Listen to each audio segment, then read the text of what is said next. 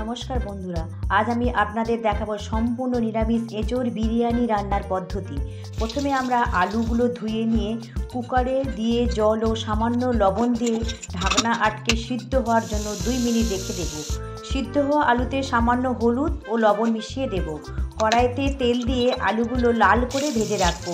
এরপর আগে থেকে ভিজিয়ে রাখা চাল এবার সিদ্ধ করে নেব।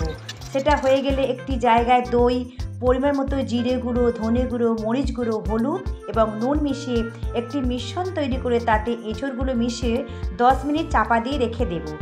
এবার কড়াইয়ে তেল গরম করে তেজপাতা, গরম মশলা দিয়ে আগের মিশ্রণটি এবং ভেজে রাখা আলু দিয়ে ভালো করে তৈরি করে নিতে হবে।